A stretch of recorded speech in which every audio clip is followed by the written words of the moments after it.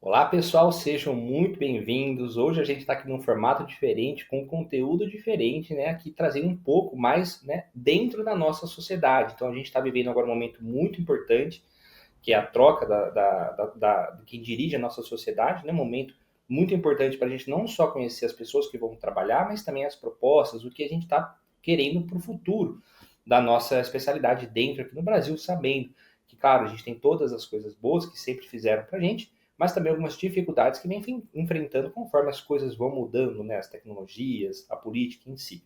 Então hoje a gente vem trazer aqui um grande convidado, uma pessoa ilustre, né, aqui na sociedade, que é o Dr. Edivaldo Jovidiano, para conversar um pouquinho sobre esse tema e sobre agora, né, o futuro aqui da Sociedade de Cirurgia Vascular no Brasil. Seja muito bem-vindo, Dr. Edivaldo.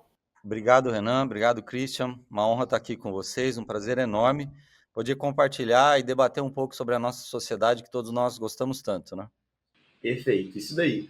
Bom, eu sou o Christian, né? Nossos ouvintes aqui já nos conhecem. Antes da gente entrar nos nossos temas específicos aqui, vamos iniciar com, você, com o senhor se apresentando aí, né, brevemente, né, para os nossos colegas, caso ainda não o conheçam, né, e já falar, já emendar também, falando o que motivou a sua candidatura aí à presidência da sociedade, que vai ser o nosso principal foco aqui nessa conversa. Obrigado pela oportunidade, mais uma vez.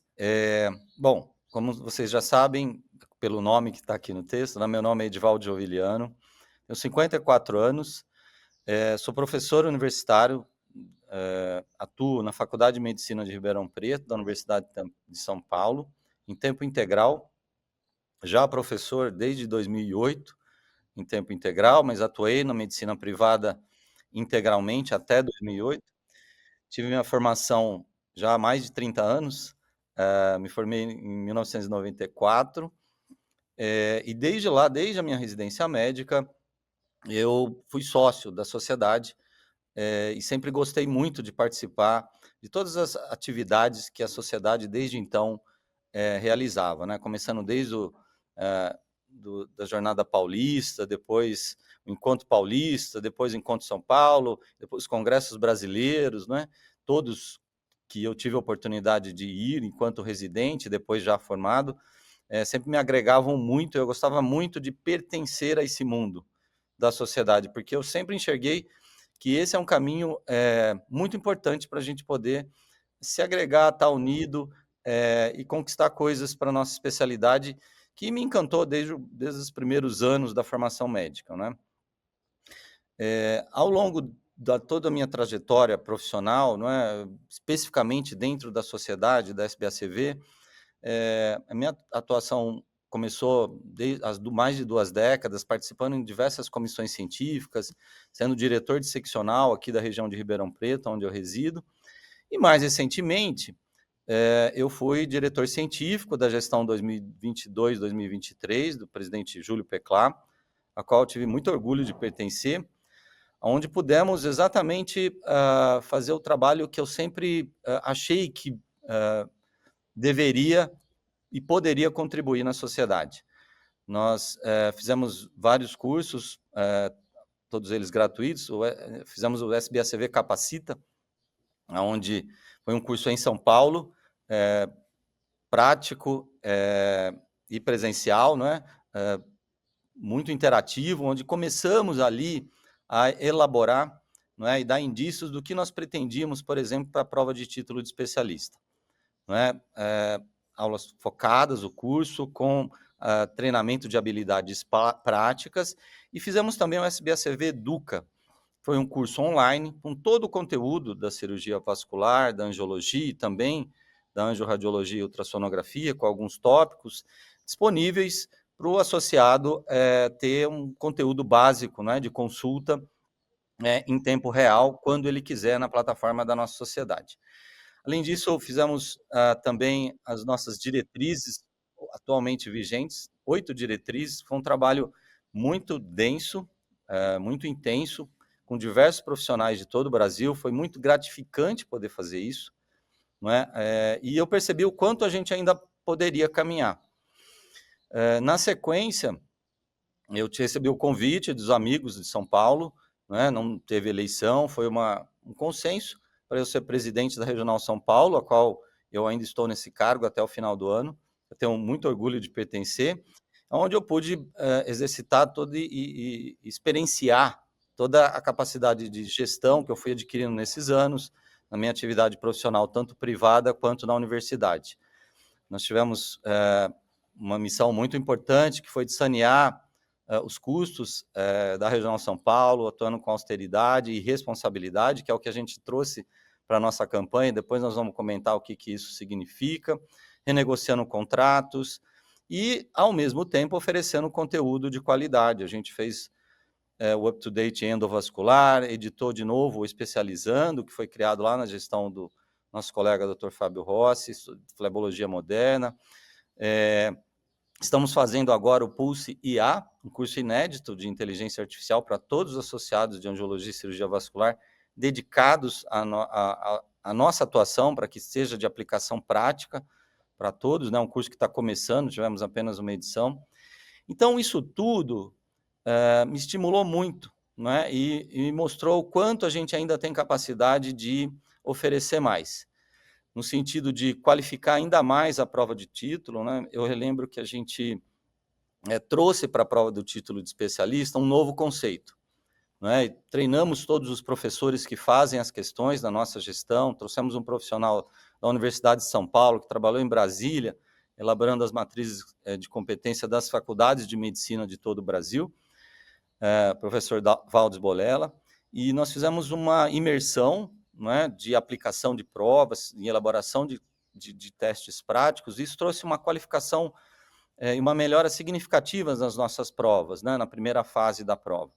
E o meu desejo era muito grande de trazer avaliação de habilidades também, porque é muito difícil, claro, a gente fazer uma avaliação de habilidade profunda, não é? Numa avaliação teste, isso é impossível nos dias atuais, mas a gente consegue, através de simulação, fazer a avaliação de habilidades mínimas, não é? Porque nós precisamos ter compromisso com a sociedade, não é? De oferecer o título àqueles que de fato merecem, que se prepararam adequadamente, que tiveram uma boa formação, que treinaram, para que a sociedade tenha segurança de que a gente está fazendo um bom trabalho, né? Porque essa é uma das missões da nossa sociedade.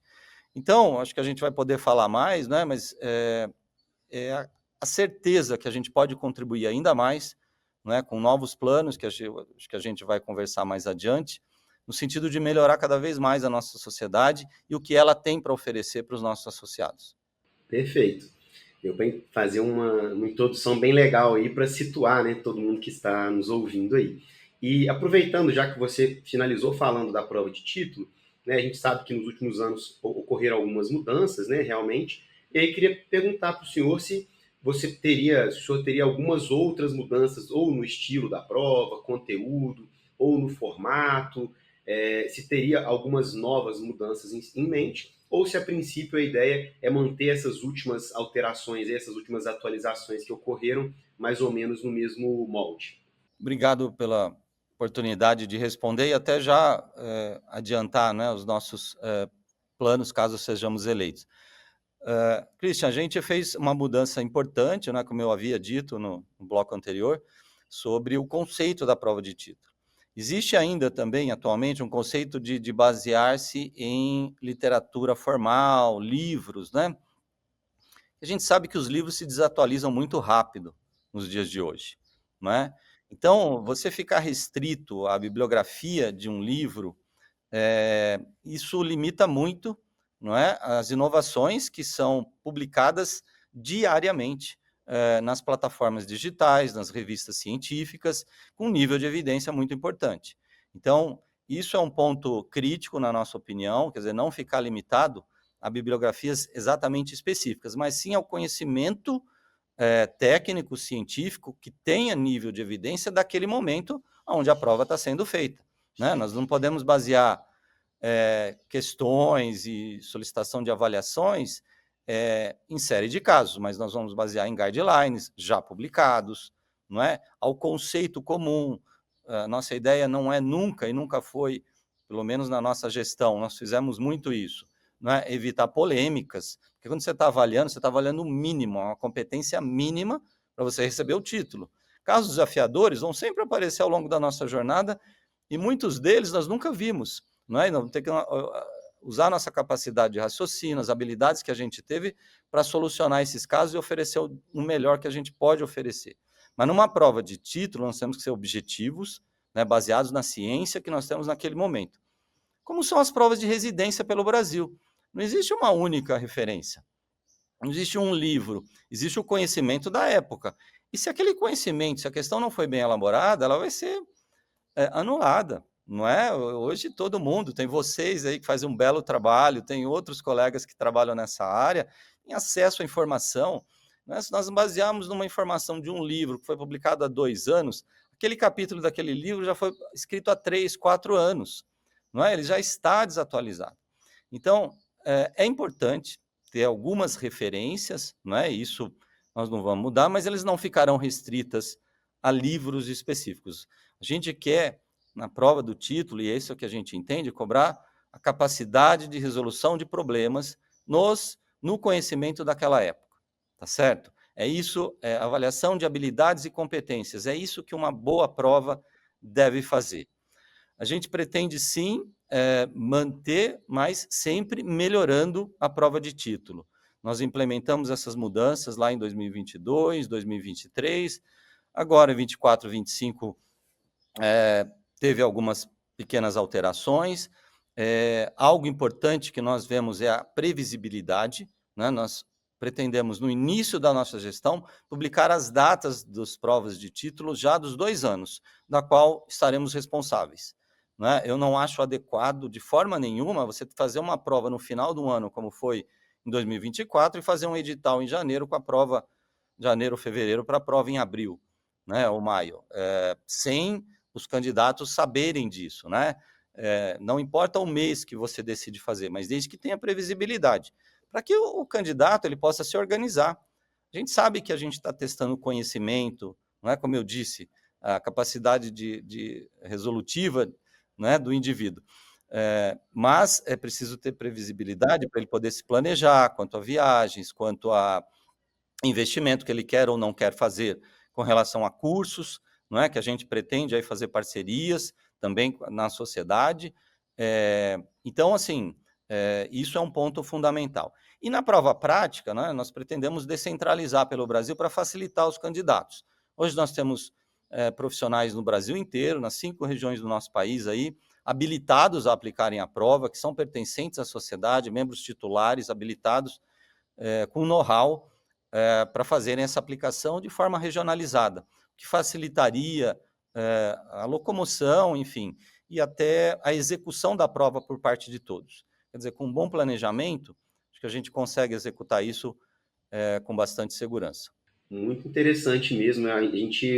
Eu vou falar por mim aqui, né? Eu acredito que essa previsibilidade seria algo muito válido mesmo para quem está prestando ali o concurso, né? Porque às vezes, tanto quanto o senhor falou, para viagem, investimento, ou também, claro, para que ele consiga se preparar adequadamente, né? Ter um plano ali de estudos, né? Montar um cronograma legal.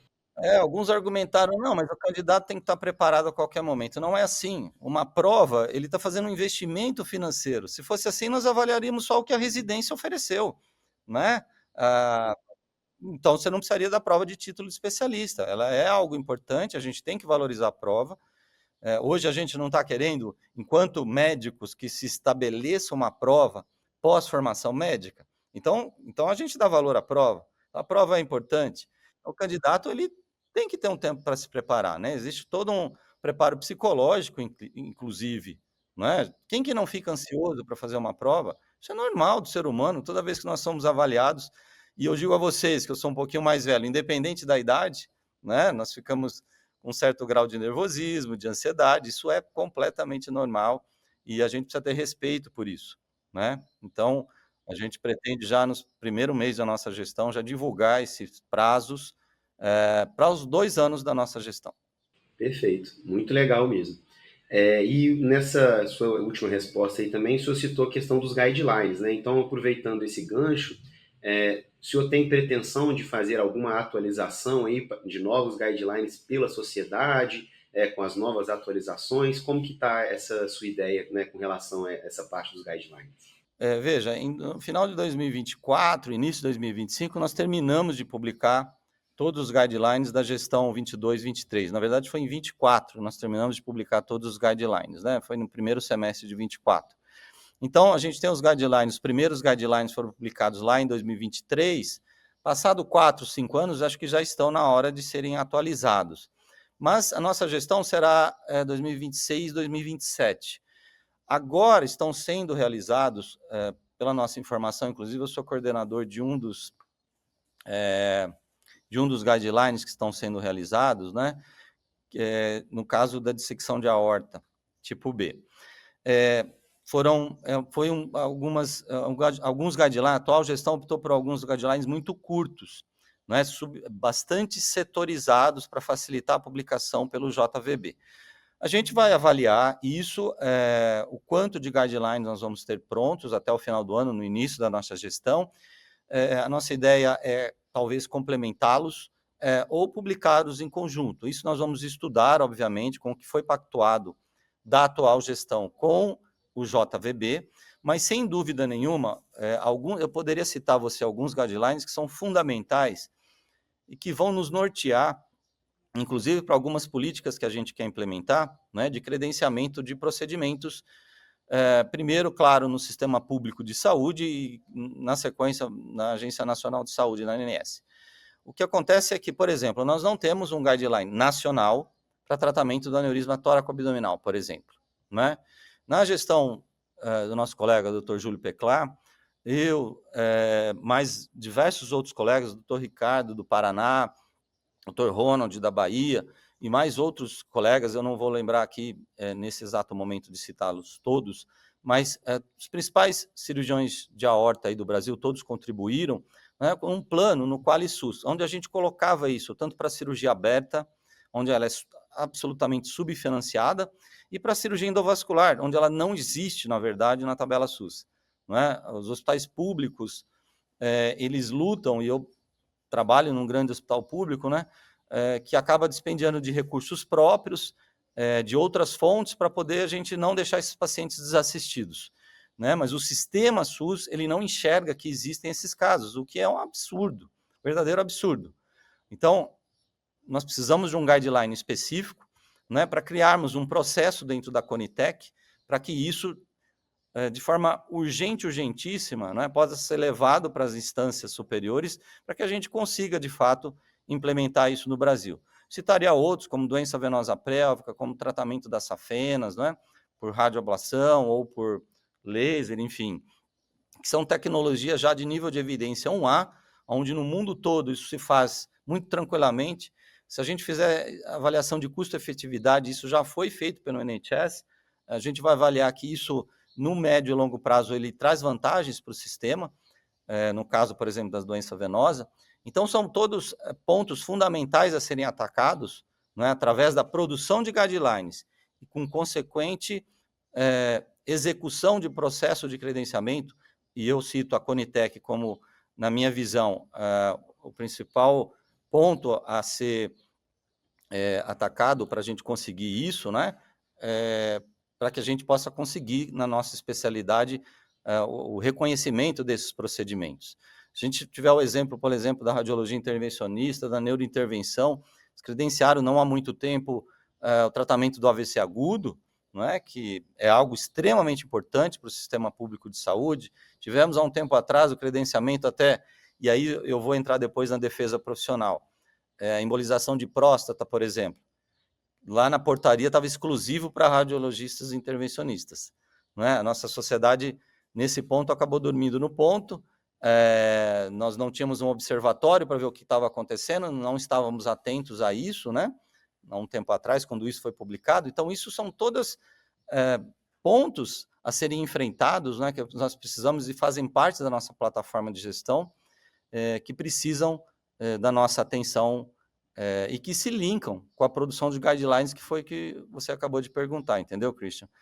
Então, nós pretendemos, sim, atualizar aqueles primeiros que foram publicados e complementar os que estão sendo publicados para que a gente consiga sucesso, claro, além de oferecer para os nossos associados e para a comunidade científica, o que a gente tem de melhor na área, e também para a gente conseguir todos esses objetivos maiores aí também, que é oferecer aos pacientes um atendimento de saúde de qualidade na nossa área.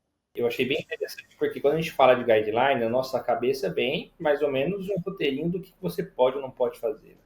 A gente não enxerga, né, toda essa questão burocrática por trás que permite que você faça isso de uma forma mais permissiva, né, de uma forma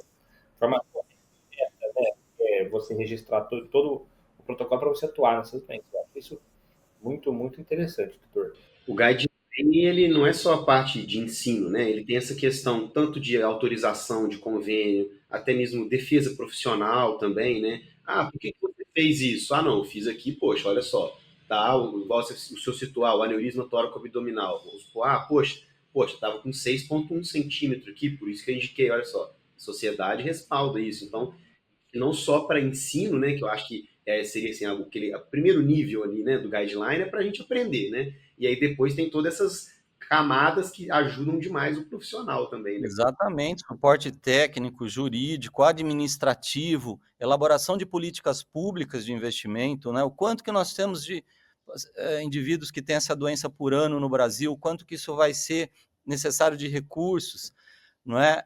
Isso são informações, dados, não é? Que se correlacionam todos para a gente poder melhorar o nosso sistema, a assistência aos pacientes e, paralelamente, claro, a nossa formação, sem dúvida nenhuma, não é? Perfeito. Doutor, agora em relação ao mandato, assim, né, puxando um pouco mais agora para a parte política da própria sociedade, né? Hoje o mandato ele é de 2 em 2 anos, né? Você considera esse um período ideal? Como é que você pensa também em relação à reeleição? Bom, essa é uma discussão bem interessante, né? Tem opiniões bem diversas dentro da nossa sociedade. Tem gente defendendo, inclusive, o aumento desse tempo para 3 anos. Eu acho que o aumento do tempo de gestão, ele primeiro nunca deve ser para a própria gestão, né? Isso nós vamos debater na mudança do estatuto e nós pretendemos já mandar uma proposta em janeiro para que seja debatido em todo o Brasil, para que todos opinem e a gente democraticamente escolha os melhores caminhos, aqueles caminhos que os nossos associados entendem como os melhores. E isso eu afirmo e reafirmo a vocês que será de forma democrática. Não é? Todos os pontos serão debatidos e nós escolheremos entre as alternativas que existem. Existe a alternativa colocada na mesa já em discussão, alguns colegas defendem 3 anos, outros defendem a permanência de 2 anos. Eu cito a Society of Vascular Surgery, o SVS, a qual nós nos espelhamos muito, em termos técnicos, científicos. Lá a troca é anual. Só que os planos, os projetos, eles são permanentes. Não é? A decisão sobre os projetos, que são feitos pelas comissões científicas, eles são perenes e existem metas para se fazer. E é isso que eu entendo que deve ser feito na nossa sociedade. Os nossos projetos devem ser projetos da SBACV, e não da gestão do presidente Edivaldo, do presidente Marcelo, ou dos outros presidentes que eventualmente venham no futuro, né? Sejam projetos da nossa sociedade.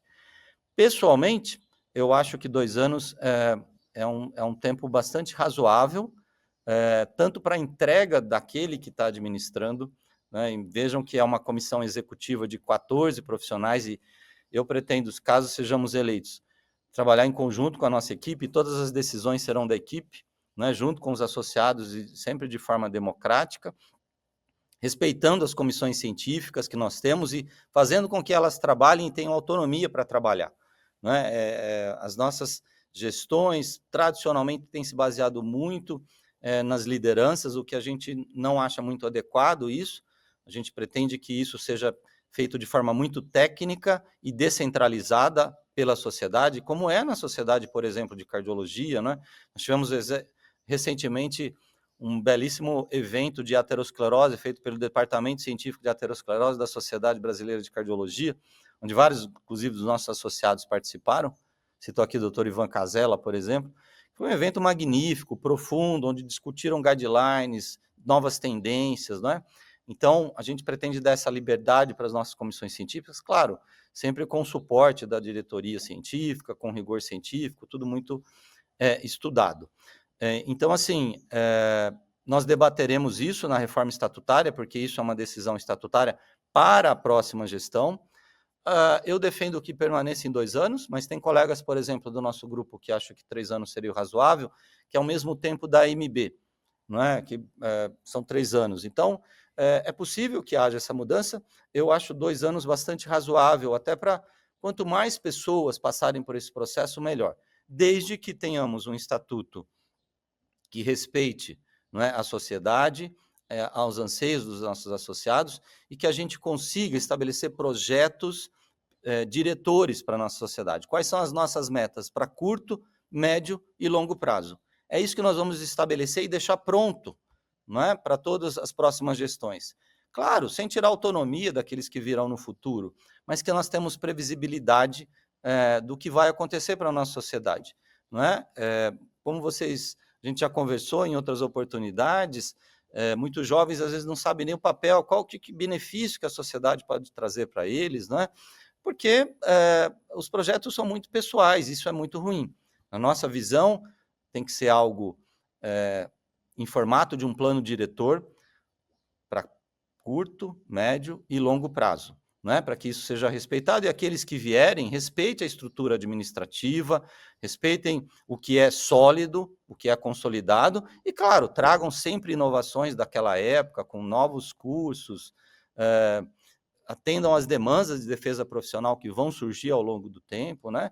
De forma imersiva, mas que nós tenhamos um rumo, nós temos um norte para caminharmos com a nossa sociedade. Perfeito.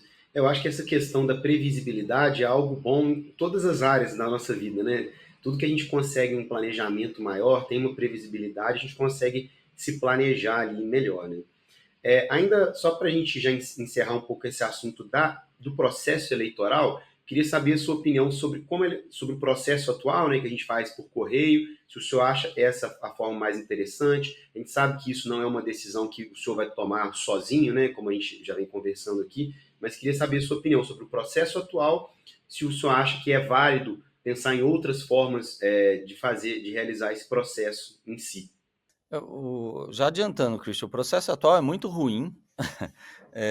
A gente pretende mudar assim imediatamente e a gente só consegue isso através da reforma estatutária. Isso eu garanto a você que vai mudar, porque acho que é um anseio de todos, não é?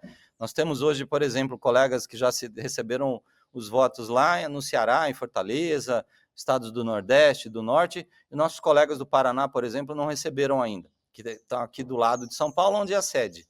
Né? No Rio Grande do Sul já recebeu, alguns de Santa Catarina, outros não, o que atrapalha o processo democrático, né? O associado se sente desrespeitado no seu direito de opinar, no seu direito de votar. Então, isso é algo, acho que até unânime, não é só do Edivaldo, todos os associados que conhecem o histórico da nossa sociedade, da mudança, né, do sistema eleitoral, e ele deve ser mudado imediatamente, né, assim que possível, para o sistema eletrônico, via digital. Isso hoje a gente consegue de uma forma muito fácil, né, com as ferramentas disponíveis hoje, que são seguras, totalmente seguras. Nós fazemos isso aqui na Universidade de São Paulo, para a escolha de diretor, reitor, temos eleição de departamento, e existem plataformas muito bem construídas, né, de acesso único para um voto, com validação facial, enfim. Isso com certeza será mudado, e eu adianto a você, o sistema atual não é adequado, mas em respeito ao estatuto, é o que foi possível ser nesse ano. Não é? A atual gestão tentou propor uma mudança estatutária que incluía a eleição, só que tinham outros conteúdos da mudança estatutária que não agradaram a maioria dos associados. Isso acabou sendo retirado e prejudicou muito a nossa evolução do ponto de vista aqui, no caso que a gente está conversando, eleitoral. Não é? Então, foi algo não muito, vamos dizer assim, adequado, aquela proposta de mudança estatutária, por isso ela foi retirada, né? Viu-se que ela não ia passar, na Assembleia e por isso foi retirada. E aí isso acabou também prejudicando isso, essa mudança do processo eleitoral, porque, em geral, na Assembleia, né, o Estatuto, só para vocês entenderem, para aqueles associados que ainda não conhecem o nosso processo, para mudança estatutária é necessário haver várias etapas. Primeiro, a construção das propostas, claro, isso deve ser feito pela gestão, pela diretoria executiva daquele momento. Depois tem a Câmara dos Representantes, onde são representantes de todas as regionais, opinam e votam aquela pré-proposta e, eventualmente, podem adotar ou corrigir, para depois esse processo todo ser validado na Assembleia, ser aprovado definitivamente na Assembleia Geral. Então, isso não pôde acontecer, porque a proposta tinha vários pontos polêmicos e, na minha opinião, bastante inadequados, né? Tornava a sociedade não democrática, aumentava para 3 anos o tempo da atual gestão, depois colocava lá um período de eleição de 4 anos, mas onde você elegia praticamente 2 chapas, né, que trocavam no meio da gestão, ficava 2 anos, depois mais 2 anos. Então, são mudanças polêmicas, eu diria, que acabaram não indo para frente, e a gente pretende, por isso que a gente pretende discutir muito democraticamente, já com uma proposta em janeiro. A gente quer estar com essa proposta pronta para que todos tenham tempo de debater e a gente consiga aprovar essa reforma estatutária ainda em 2026. Perfeito, muito legal mesmo sua visão, trazer aí, né, para o pessoal conseguir entender um pouco melhor. E o senhor citou essa questão dessa relação, igual falou o exemplo do Dr. Ivan Casella, Sociedade de Cardiologia. A gente queria saber como que o senhor enxerga a relação da SBACV com as outras sociedades médicas, né, tanto nacionais como internacionais, igual o senhor citou a SVS, se existem planos para fortalecer essas conexões, né, qual que é a sua visão com relação a essa interface aí? Temos muitos planos. Eu já experimentei aqui na Regional São Paulo, né? Existe uma cooperação já estabelecida com o SVS, o capítulo brasileiro do SVS. Atualmente, ele foi feito junto à Regional São Paulo, porque isso começou lá com o Dr. Calógero, enquanto presidente da Regional São Paulo, acabou ficando na Regional São Paulo, que a gente acha até inadequado. Isso deveria estar com a SBACV Nacional. E os nossos colegas aqui de São Paulo também concordam com isso, né? Porque é o capítulo brasileiro, teria que ter relação, na verdade, com a SBACV nacional. E a gente deve conseguir fazer isso. Acho que os sócios, os associados aqui de São Paulo e de mais regiões do Brasil, que são associados também do SBS, desejam isso para que a parceria possa aumentar. Com relação às demais especialidades médicas, eu lamento muito que a gente tem muito pouca relação de fato, viu, Christian, com as demais especialidades médicas. Nós estamos num momento crítico, importante de discussão da nossa formação. Isso faz parte da nossa proposta de gestão. Imediatamente, assim que assumimos, já agendamos o nosso Fórum Nacional de Ensino e de Residência Médica em Cirurgia Vascular, para fazermos o nosso plano, o plano da Sociedade Brasileira de Angiologia e Cirurgia Vascular, de forma democrática, onde consigamos ouvir todos os preceptores e supervisores dos programas de residência médica, consigamos ouvir alunos futuros, residentes atuais da residência de cirurgia vascular, para, através de uma maioria, né, técnica, embasada, conseguimos produzir um plano de formação adequado, tanto de conteúdo mínimo para oferecermos às escolas médicas, quanto na formação da residência médica propriamente dita de cirurgia vascular. Se de acesso direto, se construiremos uma proposta, o que eu acho uma ideia bastante interessante, com as nossas co-irmãs subespecialidades cirúrgicas, e aí eu entro de novo na sua pergunta, não é? Nós precisamos dessa cooperação, porque nós somos, na verdade, muito parecidos, né? As especialidades cirúrgicas precisam de habilidades cirúrgicas fundamentais, né?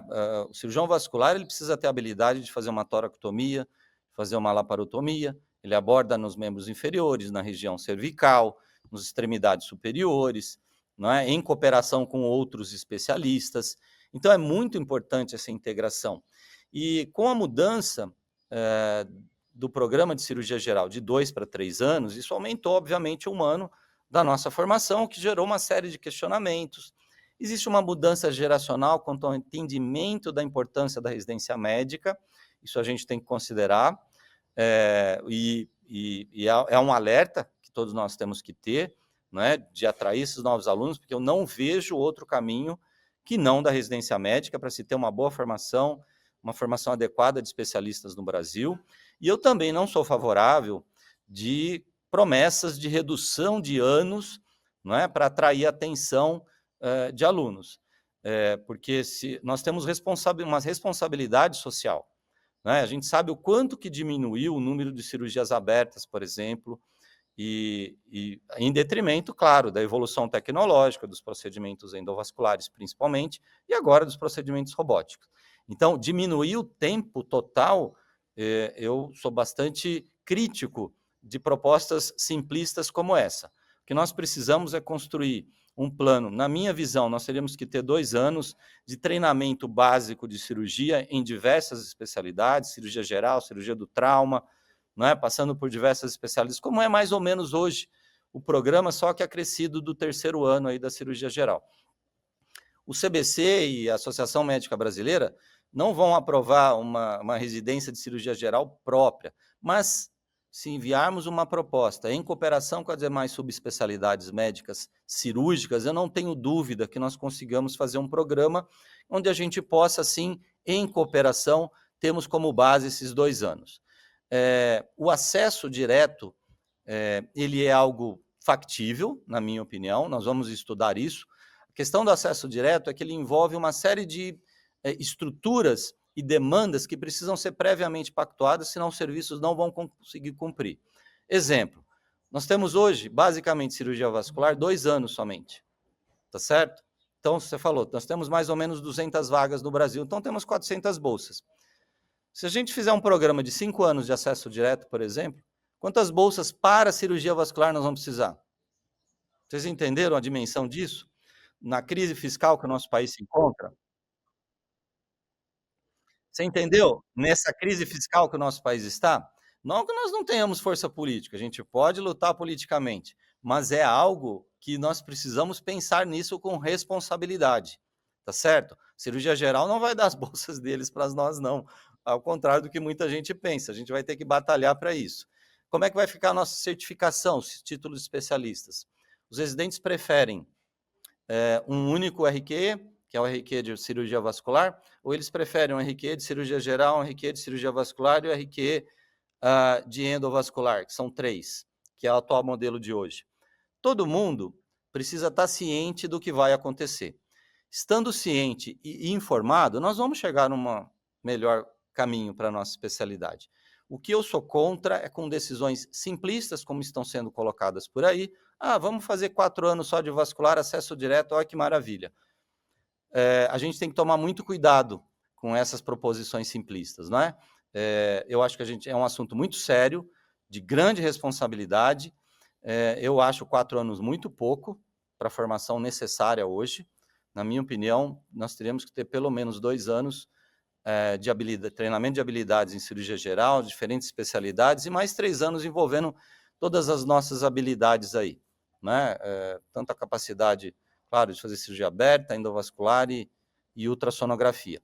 Teremos que conversar com o Colégio Brasileiro de Radiologia, por conta da angiologia e cirurgia endovascular, assim como da ecografia vascular, que são áreas de atuação hoje, né? Isso tem implicação legal. Como é que vai ser no futuro o entendimento dos convênios na hora de padronização? A sociedade vai ter que fazer um trabalho enorme, né, de educação, junto aos convênios de conhecimento, explicando que esses novos profissionais têm as habilidades e competências, vai estar lá na matriz de habilidades e competências que terão que ser publicadas. Então, é um processo, né, de amadurecimento, de modernização, que nós devemos percorrer, mas com muita responsabilidade. Muito bacana, doutor Edivaldo. Puxando um pouco o gancho daí também, né, aqui da formação, então realmente a gente concorda, né, que a residência é a grande formadora, mas hoje existem outras formas do um médico acabar titulando como vascular. Por exemplo, através de estágios, ou depois, né, fazendo área de atuação em fellows, e se eu não me engano, tem também a questão de você acompanhar um especialista durante determinado tempo, e depois, através de uma carta de recomendação, poder prestar prova de título e se titular. Esse modelo, assim, você acredita que ele esteja bom? Pode melhorar ou existe alguma mudança em relação a isso? Primeiro cabe uma explicação do porquê que isso está nos editais e deve permanecer ainda talvez por um bom tempo. Em respeito às mudanças que aconteceram lá na década de 90. Né? Nós temos profissionais que se formaram na década de 70 ainda em atuação, nós temos profissionais que se formaram na década de 80, e nós não podemos retirar essas formas de acesso ao título em respeito a esses profissionais que não estavam sob a legislação atual, que foi após 1900, na década de 90, na verdade. Né? Então, se a gente colocar aqui no título, a gente só pode oferecer título, não é? Quem teve a formação tradicional de residência médica, nós vamos limitar muito e vamos ser injustos com esses profissionais. Ao longo do tempo, isso deve acabar, né? Porque os estágios, eles são, na verdade,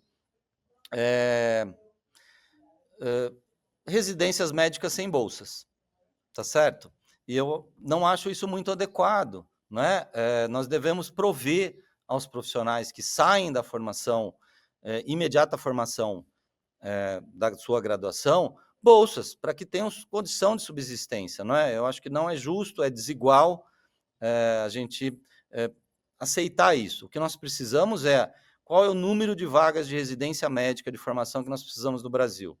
200, tá bom? Vamos chegar a 250? Vamos fazer um estudo das reais necessidades. Vamos supor que chegamos a 250. É isso que nós teremos, não é? de formação daqui para frente. Mas nós não podemos deixar de aceitar esse tipo de qualificação ainda, até em respeito aos profissionais que não tiveram oportunidade de fazer residência médica com esse nome, enfim. Então, a minha visão é que a tendência é que desapareça essa condição exclusiva, né, de estágios que concorram com a residência médica. Né? Quer dizer, o período da residência médica a gente tem que valorizá-lo, respeitá-lo, né? E isso significa não ficar concordando com alternativas. Então, isso é um caminho, mas é um caminho de longo prazo, que a gente precisa respeitar o que já foi pactuado, o que já foi contratualizado, respeitar esses profissionais que estão fazendo esses fellows, esses estágios, né? Para que, a partir de determinada data, né, através desse plano do Fórum Nacional de Ensino e Residência Médica, a gente consiga oferecer diretrizes e, a partir de então, datas, previsibilidade de como será a formação nossa para os próximos 5, 10 anos. Perfeito. Bom, entrando agora num assunto que, assim, pelo menos no meu dia a dia, que eu acredito que é o que eu mais vejo interesse dos meus colegas vasculares, que é um pouco polêmico. Eu queria saber do senhor o que o senhor pretende adotar diante de, vamos dizer, possíveis ameaças de outras especialidades ou de práticas não regulamentadas nas áreas que a gente sabe que estão mais diretamente relacionadas aí com o angiologista e o cirurgião vascular. Obrigado pela pergunta, Christian. Isso é uma angústia de todo profissional médico bem formado hoje, né? É a invasão das suas áreas de competência por profissionais mal formados e com grande risco para a população. Então, nessa área de defesa profissional, quer dizer, nós temos aí o projeto de termos um observatório em Brasília, primeiro com relação a essas ameaças das outras subespecialidades. Nós teremos uma subsede em Brasília, nós temos o doutor Antônio Carlos lá, o doutor Heraldo, de Pernambuco, que vão conduzir esse processo para termos uma voz nas instâncias técnicas em Brasília, que nós precisamos ter, com um observatório permanente e constante, para não deixarmos acontecer aquilo que a gente comentou com relação à embolização de próstata, por exemplo. Não é? Com relação à atuação e aos procedimentos que são realizados, nós pretendemos criar dentro da nossa sociedade o que já existe na MB, que é o NUPAM, Núcleo de Proteção do Ato Médico. Esse núcleo, que é fundamentado do ponto de vista jurídico, né, ele recebe as demandas dos associados e dá um encaminhamento adequado para isso, né, para as diferentes esferas, seja para vigilância sanitária, seja eventualmente por algum tipo de exercício ilegal da medicina. Isso é analisado por esse núcleo, todas essas denúncias. Nós precisamos e nossa ideia é trazer isso para a nossa SBACV, para termos uma comunicação direta e termos mais força nas nossas demandas, não é? Não é possível você atender a demandas e fazer processos jurídicos específicos de cada uma de todas as denúncias, mas nós conseguimos sim dar respostas objetivas e caminhos por onde é que nós vamos enfrentar essa ameaça, né? Se é por denúncia, se é por fiscalização, por exemplo, da vigilância sanitária, o que já aconteceu e já fechamos lá em Pernambuco, aqui em São Paulo também, vários núcleos onde estavam fazendo procedimentos aí de escleroterapia, com aquele outro nome que vocês sabem que uma outra especialidade médica deu, né? Para esse tipo de procedimento. Então, nós temos que atuar muito firmemente, né? Nós estamos em desvantagem, nós somos pequenos perto do universo de pessoas que estão tentando fazer esses procedimentos de forma inadequada, mas nós não podemos perder essa guerra.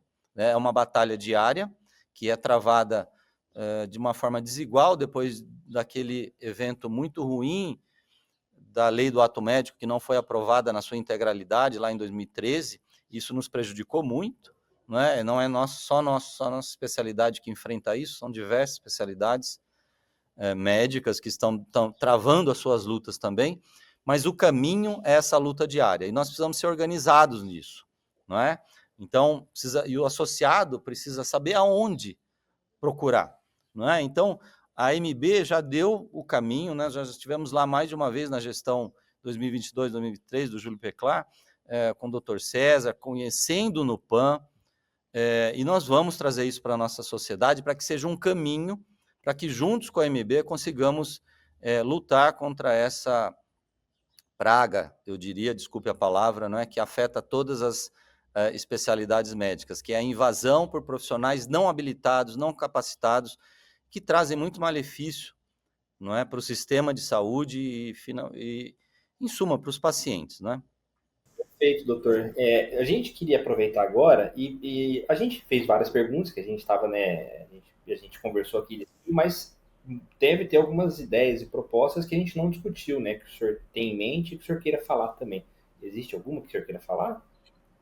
Sim, assim, para conhecimento de vocês, os processos administrativos da nossa sociedade ainda são muito arcaicos, né? Por questões diversas, provavelmente na época por questões de custo, foi o que foi possível fazer às épocas que eles foram estabelecidos, mas já passou da hora de modernizarmos a gestão da nossa sociedade, né? Com os processos de gestão mais modernos, integrando com inteligência artificial, com programas que integram as regionais com a nossa sociedade.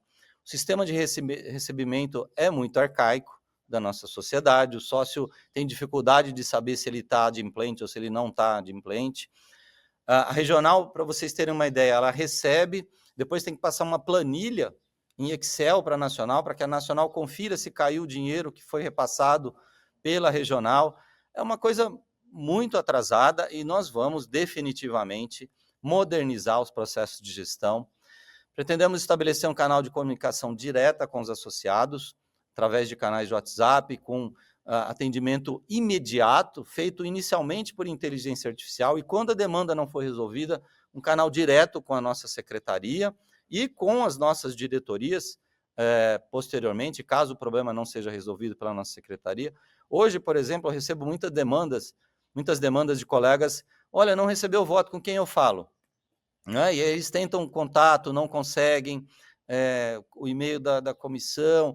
Quer dizer, a sociedade precisa ser disponível, precisa estar ali a qualquer momento para o associado. Já é assim com os bancos, já é assim com as universidades, já é assim com todas as entidades. Hoje a gente tem até contato demais, não é? A gente precisa bloquear de tanto contato que a gente recebe.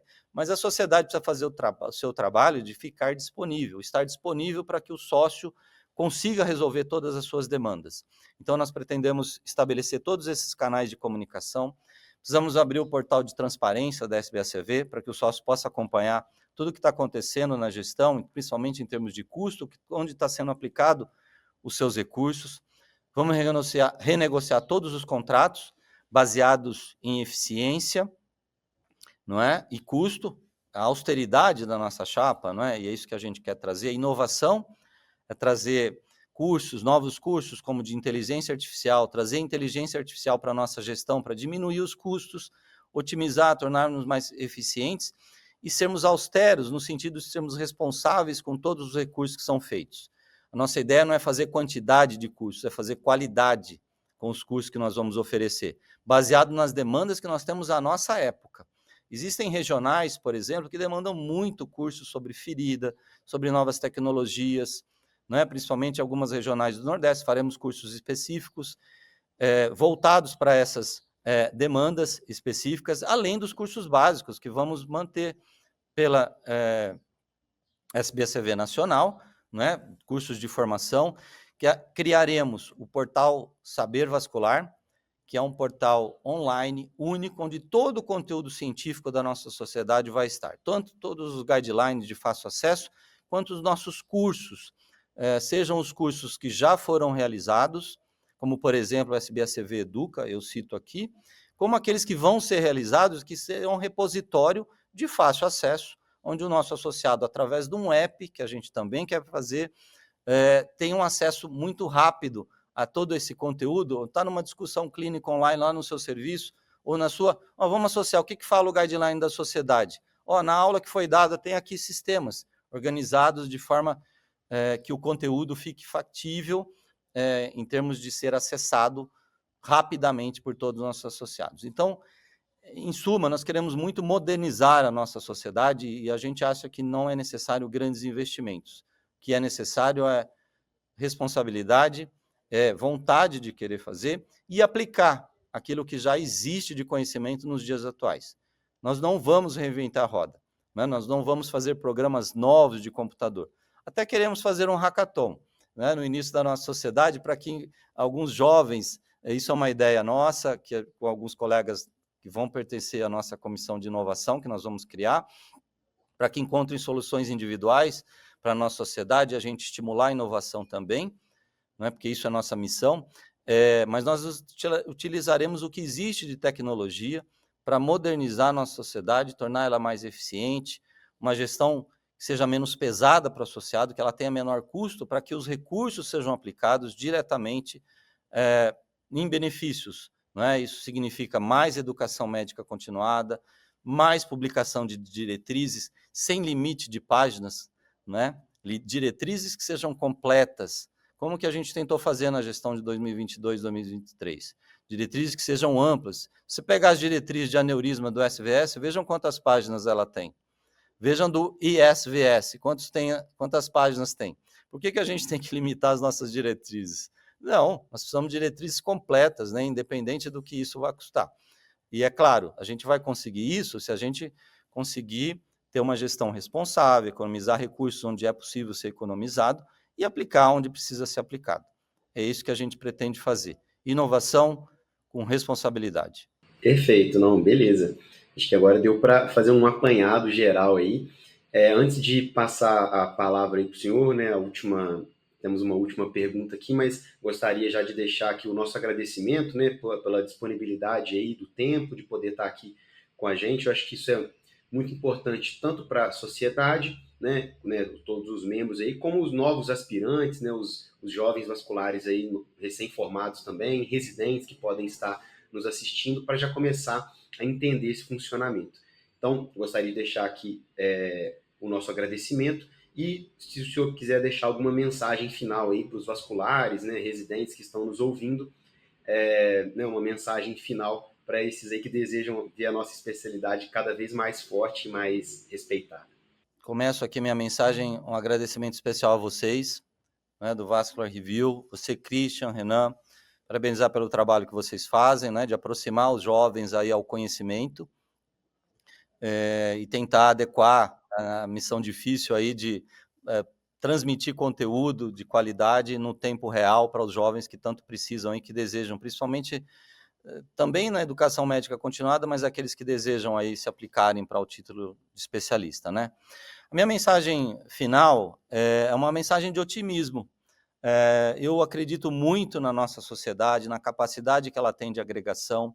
Eu sou um apaixonado pela angiologia e cirurgia vascular, não é? Desde o meu primeiro ano de faculdade, quando eu fiz testes de anatomia e as aplicações, foi uma paixão que eu adquiri desde aquela época, que se consolidou depois durante o curso, do curso médico. Então, eu queria dizer, principalmente aos jovens, né, que ainda não estão, ou que estão pensando em entrar para a sociedade, que não hesitem em estar conosco, porque independente de quem vencer as eleições, a nossa sociedade ela precisa do apoio de todos para que sejamos fortes nas nossas demandas, para que tenhamos representatividade, homens e mulheres em todos os cargos.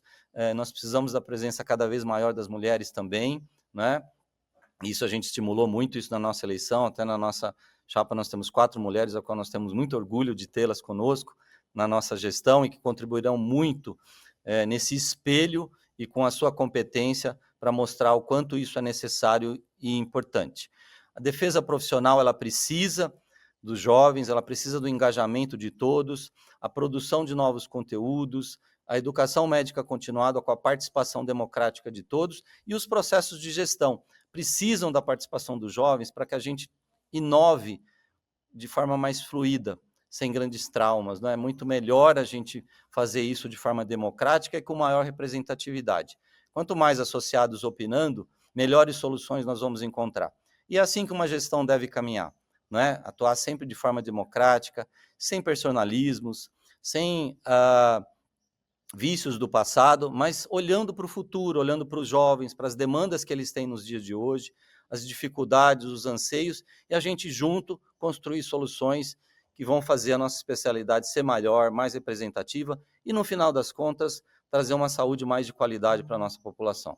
Maravilha, doutor. Nossa, assim, foi muito bom essa conversa, muito esclarecedora. Acho que realmente assim, a facilidade do público de conseguir ouvir isso vai fazer muita diferença mesmo, porque realmente a sociedade está mudando, né? O mundo está se atualizando e tudo que o senhor disse realmente é algo que vai trazer grandes benefícios aí para a nossa sociedade. Isso aí. Muito obrigado aí pelo seu tempo aí, mais uma vez, por essa entrevista. E aos nossos ouvintes aí, até o próximo episódio. Muito obrigado. Parabéns a todos que assistiram. Grande abraço, pessoal. Até mais.